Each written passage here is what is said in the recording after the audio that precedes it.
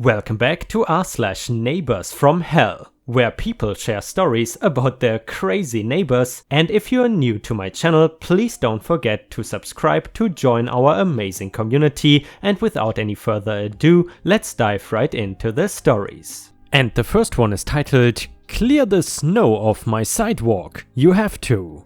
I find some people, if you do something nice for them, get to feel entitled. I have a backpack leaf blower, great for snow in winter / lawn care in summer, does a great job and is fast.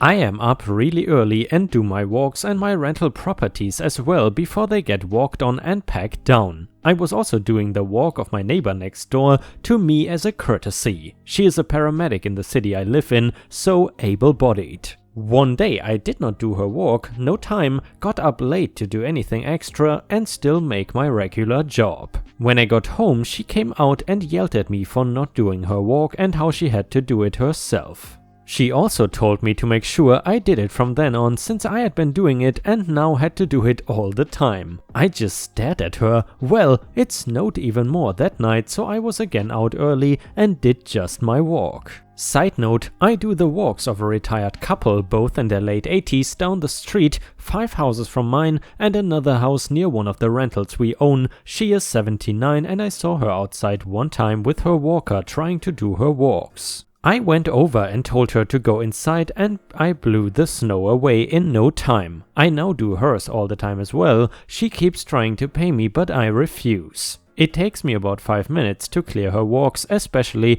after seeing her struggle to do them herself. My paramedic neighbor dropped a note in my mailbox that day saying how I am a bad neighbor for not doing her walks and she will call the police if I do not do them. She also put on the note how she is good friends with the police because she is a paramedic and thus she is essentially law enforcement if she wants to, and I will be charged and arrested if I don't do it. She put her name at the bottom of the note. I took the note, went to her place, nicely knocked on the door and told her I had been doing her walks as a courtesy only, but not anymore. I mentioned she was able-bodied and could do them herself from now on. I said her boyfriend looked healthy as well and he could do them. She cursed and swore at me again. I said nothing but left. Yes, I wanted to, and then next AM I took the note. My day off, went to the head office in my city for the paramedics and talked to the district manager. I gave him a copy of the note, told him of her attitude and how bad an impression she is giving of the ambulance and paramedic service. He thanked me. Apparently he then called her in to go over her behavior. And yes, she was in her uniform when she yelled and cursed at me. She got a reprimand placed on her file and told to keep her temper in check. Her boyfriend, nice guy, came out next week and told me what happened. For those who will ask, she got in trouble because she implied her position gave her authority with the police and trying to make it appear she had a special relationship with them. Also for disgracing the uniform by cursing and swearing at me. And guys, if you have any awful neighbors of your own, then please feel free to share these stories either in the comments or, much better, on r/ripe stories on Reddit. In case your story is well written and interesting, there is a good chance that I might read it in a video.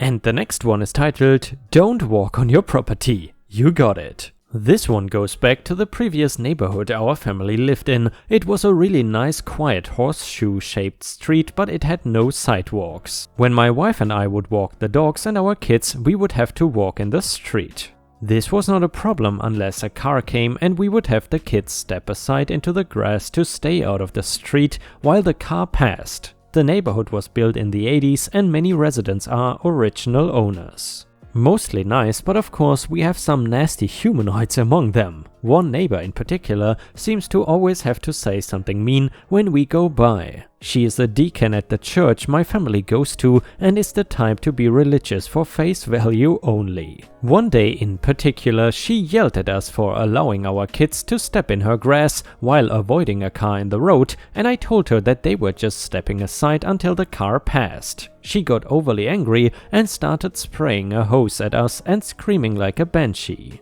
We hurried the kids away and told them that they did nothing wrong and from now on we will walk on the other side of the street. About 2 weeks later, her and her husband got a new shed installed at their house and had to have the property surveyed for it. As I drove by, I noticed something. The front property boundary was about 10 feet back from the road.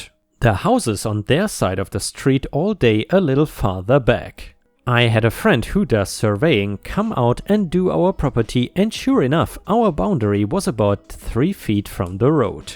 We did some digging through the archives at City Hall and found that the neighborhood was permitted and designed to have a sidewalk that ran the length of the horseshoe on her side of the street. The 10 feet right of way was designed to have curbing, grass, and then a sidewalk. So I did what any sane person would do in this situation, and I contacted the township to have a sidewalk put in. The township notified all residents of the request and held an open hearing for it during a township meeting. Most of the neighbors showed up in support of it, most didn't care, but that nasty woman showed up to protest it and raise all hell. A month later, they began excavating for the sidewalk, and when they got to her house, she had planted a big landscape piece with flowers and shrubs and a tree right in the way. The township told her to remove it, she didn't, they fined her and removed it themselves. The best part of the story is that 2 weeks after the sidewalk was finished and in, we listed our house and moved to another neighborhood. She still makes nasty remarks to my mother at church, and we drive by her house while visiting our old neighbors every now and then. And guys, if you have watched until here, please don't forget to like the video and maybe even post some star emojis in the comments if you want to support my channel. And by the way guys, recently we have almost always achieved more than 1000 likes per video, which just tremendously boosts my videos, and I am so grateful for your support. Thank you very much. And the next one is titled, Management fined me for being a considerate neighbor, so I made life difficult for them with my payments of the fine.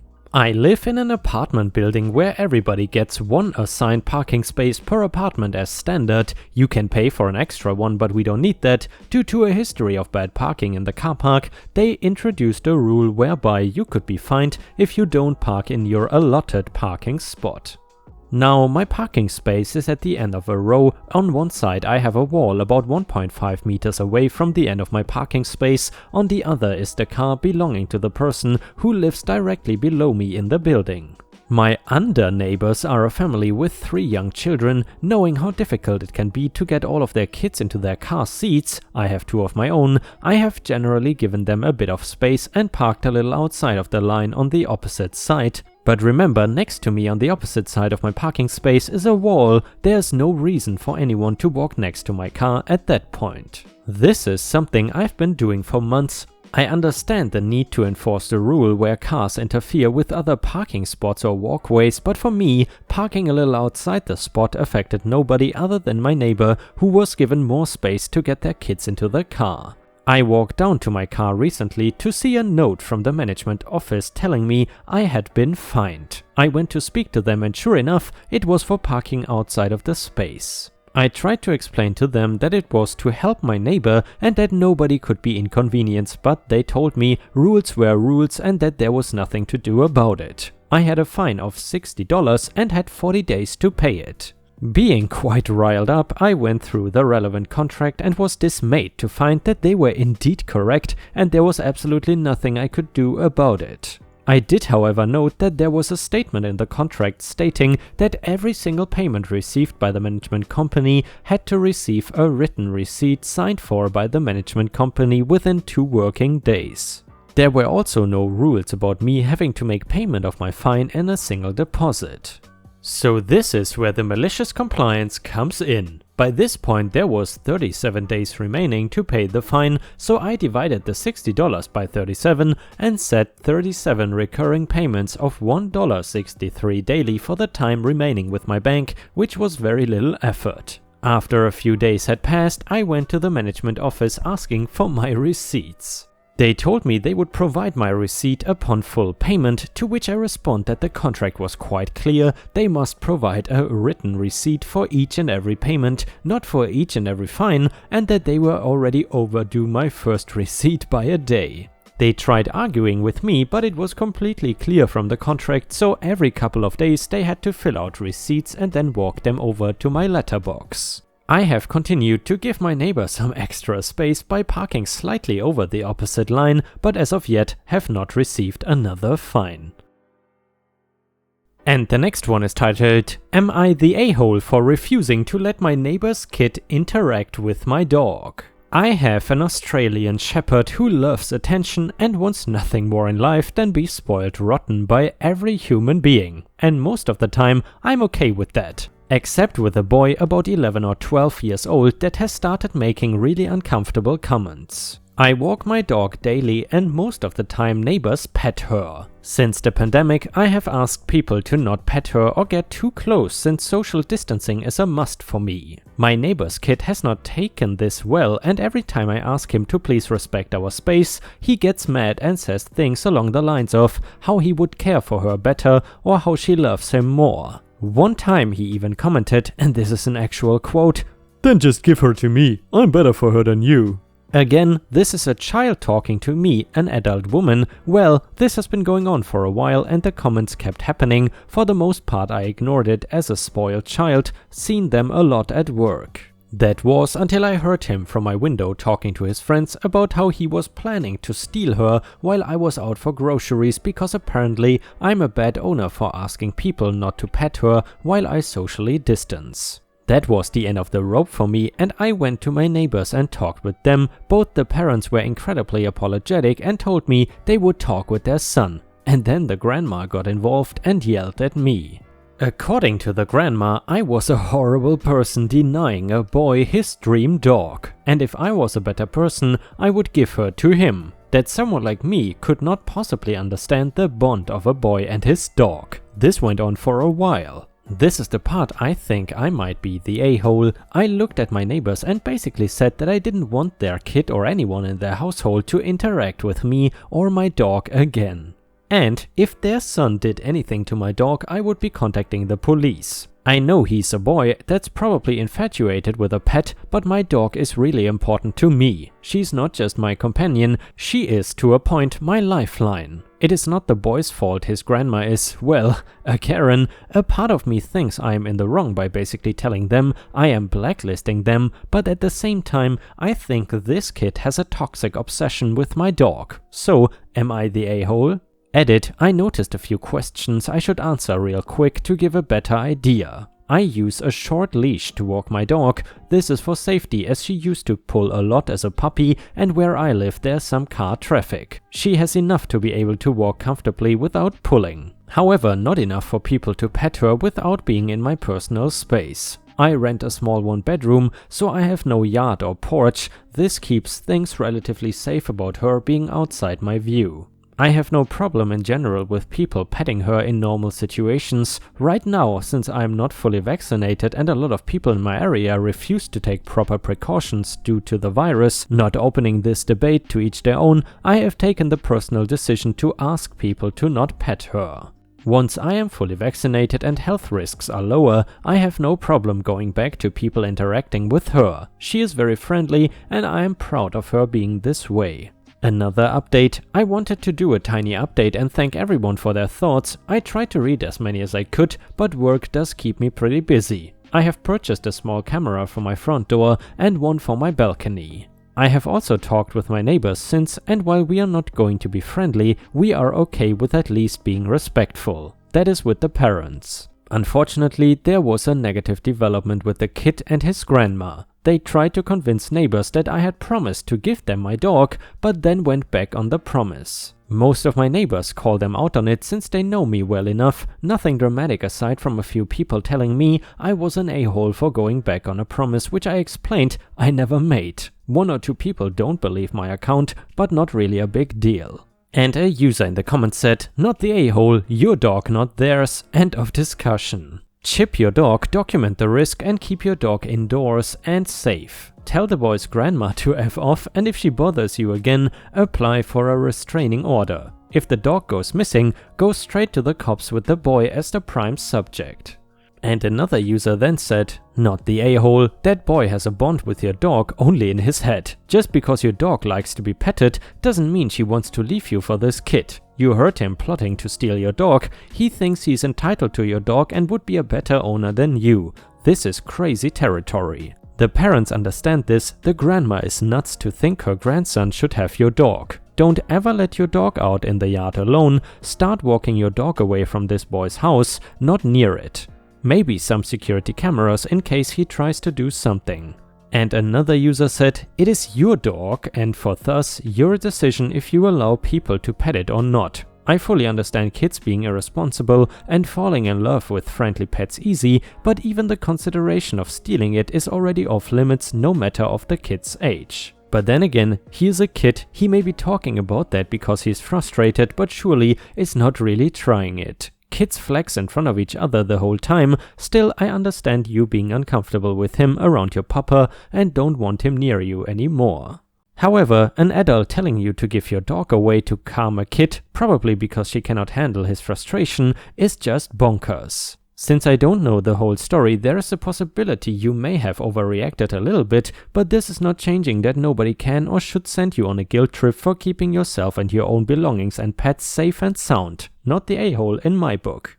And guys, please let me know in the comments what you think about this story. Do you think that OP overreacted or not? Personally, I would say OP definitely did not overreact, and this is a disgusting form of guilt tripping used by the grandma. And the next one goes like this. My HOA had a coup where half the board resigned on the spot same day and the 3 board members that were left handed management of our neighborhood over to some mega HOA corporation based out of LA. Before the handoff was complete, the chairman of the board fired everyone that worked for the HOA, including our incredibly talented accountant who, due to his experience, kept our finances so tip-top that we had a surplus of money and have never had our monthly dues raised in almost 15 years. Then we, the residents, demanded an explanation. The chairman refused by quoting an article from our HOA charter, which gives the board the explicit right to manage the community however they see fit and without needed approval from the residents. He basically told us, I don't owe any of you an explanation, so suck it. Now we are trying to overturn his decision to essentially give our neighborhood over to some crappy HOA management group that treats its residents horribly like a bad landlord would a tenant. Oh, and the management group that we were given to is run by a man whose only formal education is a degree in opera. And the accountant who has been assigned to manage my neighborhood finances does not have a degree in finance or business, she has a degree in ballet. It is my opinion that our board was bribed into selling us to that management firm, our community hired a lawyer and we are in the process of reversing what our board has done. If successful, we are going to rehire everyone they terminated and change the bylaws to prevent anyone from ever being able to do this again. So yeah, that's my worst story and it is still going on right now. And the next one goes like this. A week after moving in, I received a letter from mine saying I was spotted not cleaning up after my dog in the common area. That was a blatant lie. Every single time he pooped there, it was picked up. I did not have roommates at the time, so there was no way it could have been someone else. The fine would be $100 fine after the first warning and $150 after that. I wrote back telling them I did not appreciate being lied to and accused and that was not the way to welcome me to the neighborhood. I went on to inform them that if it happens again and they provide no evidence to back their claim, they will be hearing from my lawyer for harassment. They would do that to everyone that moved in with a dog. They constantly made up special rules about parking depending on who it was for. Us could not park on the road at all, others could. Brought that up to them and then called the president anytime I saw a car parked. He did not like the constant calls. I started parking on the street and when he said something, I told him to F off and have the same rules for everyone or shut up. He shut up about it. They would complain about the backyard that could only be seen if you purposely went out of your way to look. They said they had to keep the community looking beautiful. I asked why there's always trash not picked up and little liquor bottles everywhere. Why weren't they picked up on his beauty walks? No answer. I made it a point to pick out every little thing in his yard and called him to report him. He did not like that, told him to stop harassing me or I'm getting my lawyer because he is singling out this house and it is going to end now or he's going to be paying for the consequences. And the next story goes like this. So, when I was a kid, my mom moved to a townhouse complex which had a strata council, which was basically an HOA. I often keep late hours, so I like to keep my windows blacked out so I can sleep in. So I tinfoiled my windows, which were recessed basement windows. You could not see these windows without being on our property. She got a notice to remove them because no window coverings are allowed unless they are white or beige. She passes this along to me. So I take the tinfoil down, put white paper over the windows and then tinfoil behind that. And to further improve things, I then add a layer of black construction paper, no light is getting through and it is all white from the outside, which is allowed. They then drop off a note asking what time they can come by to inspect to make sure there's no tinfoil on the inside of the window. My mom and I had a good laugh over this and I ignored the letter. They sent a follow-up, more demanding, angrier letter. We ignored that one too. Eventually, they sent one threatening fines and my mom sent one back that lied and said they had already inspected and they needed to figure their crap out. And then she got an apology and no further hassling on this issue because the strata council was full of busybodies who hated each other and no one wanted to admit that they were out of the loop. And Ripe Stars, sadly we have reached the end of the video. However, if you cannot get enough of my content, then I would highly suggest you to check out my binge watch playlist, which you will see at the corner of the screen. If you click on that playlist, you will find hours of ripe content, and also by watching this playlist you will support my channel. This is due to the fact that YouTube likes when users stay on one person's channel and watch several videos in a row. In addition, you can also check out my Patreon at patreon.com/ripeyoutube for more exclusive Reddit videos. Prices start at $3 a month, but please don't feel pressured into giving me money or anything. It is already enough for you to watch my videos daily. Thank you so much for your amazing daily support, and I hope to see you again tomorrow.